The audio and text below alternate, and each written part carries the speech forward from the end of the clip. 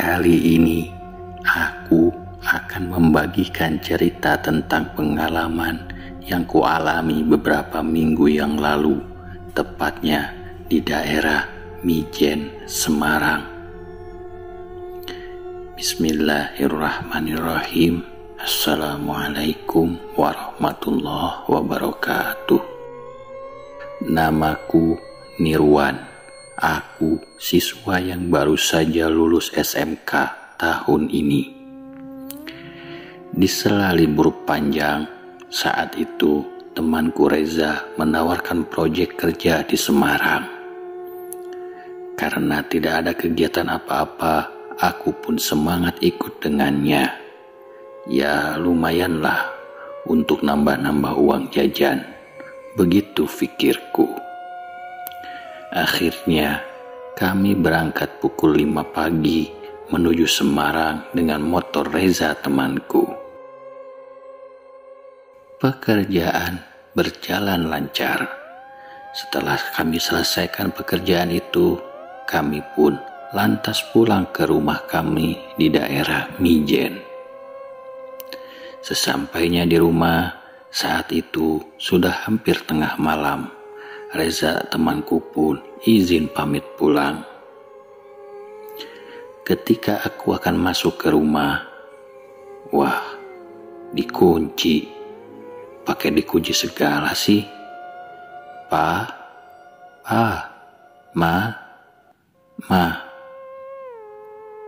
Percuma. Sudah hampir jam 12 malam. Pasti mereka sudah tertidur dan susah untuk dibangunkan. Ditambah jika aku berteriak-teriak atau menggedor-gedor pintu, tidak enak juga dengan tetangga sebelah. Terlintas di pikiranku untuk menginap saja di kosan barunya pamanku. Ya, kosan pamanku tidak jauh dari rumahku. Lantas, aku pun berjalan kaki menuju kosan itu. Dalam perjalanan menuju kosan pamanku itu, tak satu orang pun yang kutemui. Jalanan ketika itu sepi sekali. Sampailah aku di sebuah rumah yang memang jika dilihat rumahnya seperti sedang direnovasi. Namun disitulah kosan pamanku itu. Aku pun langsung masuk ke dalam. Ada sebuah halaman di tengah rumah itu yang dikelilingi kamar-kamar kosan. Salah satunya adalah kamar kosan pamanku. Sesampainya di depan pintu kamarnya, aku mengetuk pintu kamar paman. Tapi tidak ada jawaban dari pamanku. Kemudian aku coba meneleponnya. Setelah diangkat, ternyata dia sedang di luar dan belum pulang. Lantas ketika itu ku bilang mau menginap di kosan paman karena rumah sudah dikunci. Pamanku memperbolehkanku menginap. Dia memberitahu bahwa kuncinya ada di bawah pot di depan pintu kamar. Namun sebelum dia menutup teleponnya, dia berpesan padaku kalau nanti mendengar suara-suara dari luar, jangan pernah keluar kamar. Begitu kata pamanku dengan nada yang agak tegas dan serius. Aku mengiyakan saja, meski aku berpikir, mungkin paman hanya menakut-nakutiku saja. Jika dilihat-lihat, kos-kosan ini cukup luas, namun beberapa kamarnya masih ada yang kosong, bahkan belum jadi. Seperti masih dalam tahap renovasi dan belum selesai 100%. Masih ada pasir, bata yang menumpuk di sekitaran kosan itu. Mungkin salah satu yang sudah selesai adalah kosan pamanku, karena tidak ada kamar kosan yang menyala selain kamar paman dan sangat sepi. Aku pun masuk ke kamar paman, lalu kututup kembali pintu dan langsung merebahkan diriku di karpet kamar. Lalu kuambil bantal sebagai pijakan kepala, kemudian memejamkan mata dan berharap agar cepat tertidur. Aku cukup lelah malam itu. Namun, belum sempat aku terlelap, tiba-tiba aku mendengar suara. Ada suara orang yang mengobrol dari luar kamar. Jelas sekali suaranya seperti laki-laki dan anak kecil perempuan. Ya, terdengar mereka sedang mengobrol. Aneh, kok ada yang mengobrol ya? Padahal setahuku, sepertinya tadi sepi, tidak ada siapa-siapa. Mungkin tetangga-tetangga dari belakang rumah. Tapi tidak mungkin, kosan pamanku ini jauh dari rumah tetangga kanan kiri. Yang mungkin sih, ini memang ada orang lain di kosan ini. Akhirnya, aku tidak jadi tertidur. Ku coba mendengarkan pembicaraan laki-laki dan anak kecil perempuan itu. Dari obrolannya, sepertinya mereka bapak dan anak. Hingga ku dengar anak kecil itu menangis. Ya, anak kecil itu menangis, merengek, meminta sesuatu. Aku coba mendengarkan dengan seksama.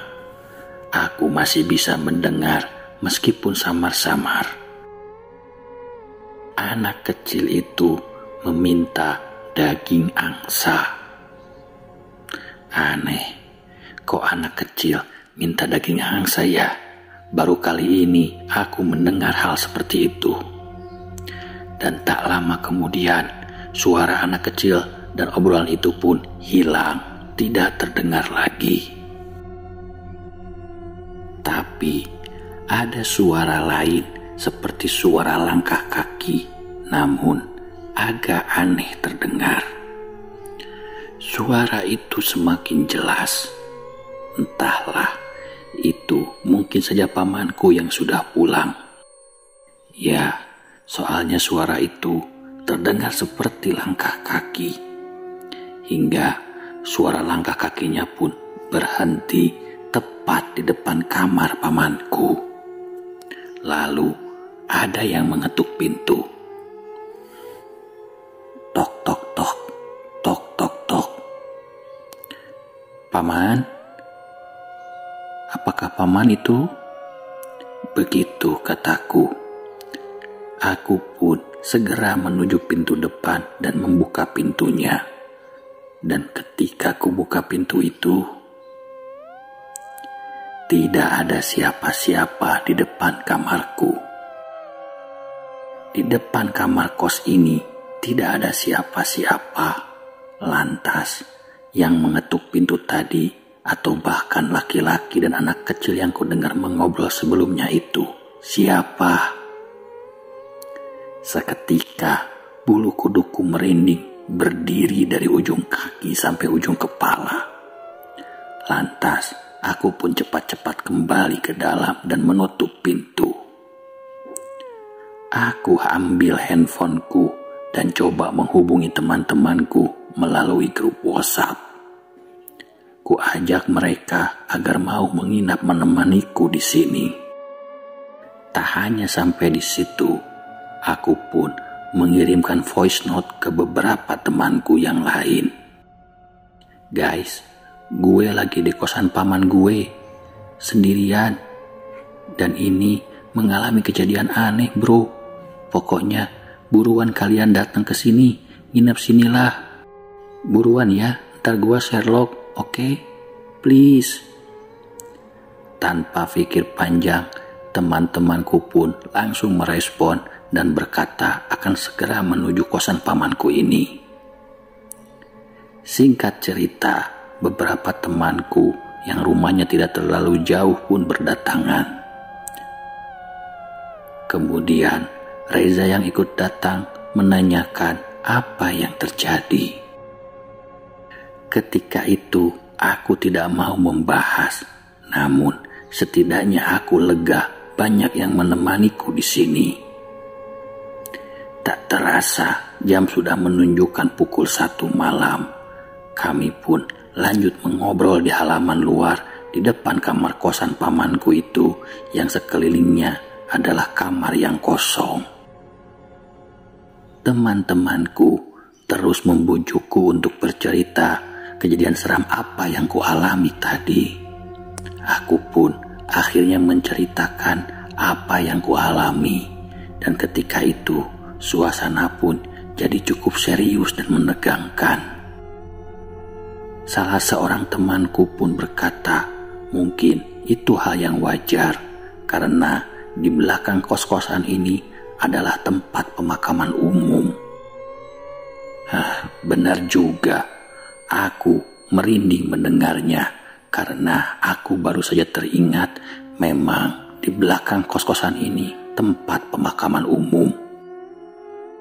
Ketika kami sedang membahas itu, tiba-tiba kami terhenyak sejenak, berhenti dari obrolan kami ketika mendengar suara tokek. Suaranya sedikit aneh. Dari sana kami mulai merasakan ada yang tidak beres. Perasaanku semakin tidak enak dan kami saling bertatapan satu sama lain. Kemudian tak lama dari situ Reza terlihat membuang muka dan berbisik pada kami untuk bubar dan meninggalkan tempat itu. Kenapa Reza membuang muka? Refleks, aku pun melihat ke arah belakang Reza. Astagfirullah.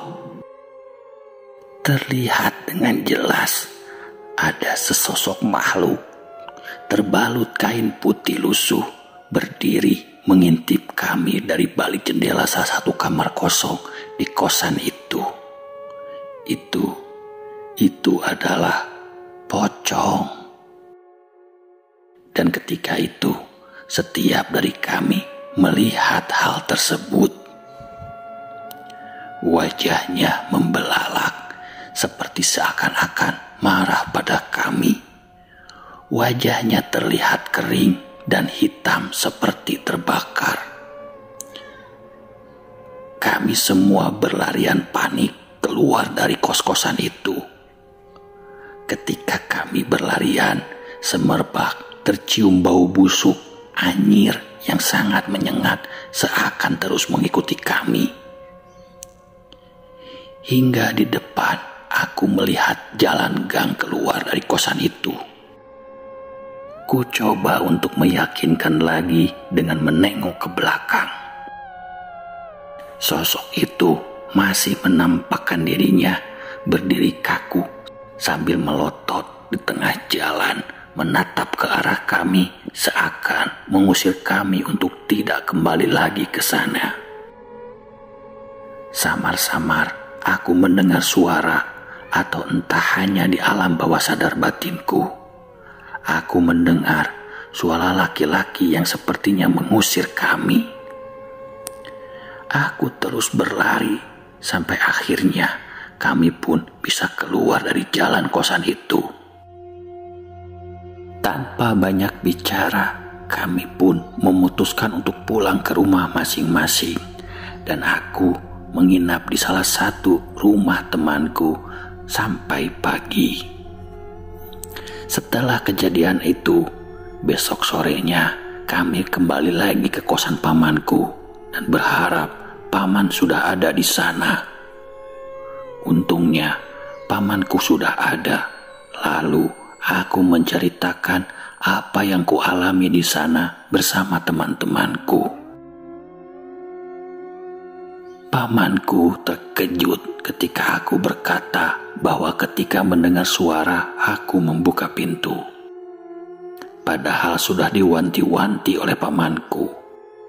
Ditambah aku mendengar suara anak kecil dan laki-laki yang ada di depan pintu kosan. Akhirnya pamanku pun bercerita bahwa beberapa bulan yang lalu keluarga pemilik kosan itu, ayah, ibu dan anaknya meninggal dunia. Karenanya membuat kosan ini tak lanjut pembangunannya. Dan kamar-kamar pun beberapa dibiarkan kosong. Hanya kamar pamanku saja yang kebetulan saat itu sudah disewa. Lanjut pamanku bilang, kejadian meninggalnya keluarga pemilik kosan itu masih kurang jelas. Entah karena kecelakaan atau karena hal lain. Sampai sekarang masih jadi pertanyaan yang besar. Seketika itu aku terdiam dan merinding. Jadi yang mengobrol semalam laki-laki dan anak kecil itu, apakah mungkin sosok mendiang keluarga pemilik kosan ini yang datang untuk mengecek kos-kosannya? Dan sosok makhluk terbalut kain putih lusuh yang mengusir kami itu siapa? Apakah dari tempat pemakaman umum di belakang kos-kosan ini, atau ada misteri lain yang ada di kosan itu? Nah, demikianlah teman-teman cerita pada kesempatan kali ini. Mohon maaf atas segala kekurangan. Billahi taufiq wal hidayah. Wassalamualaikum warahmatullahi wabarakatuh.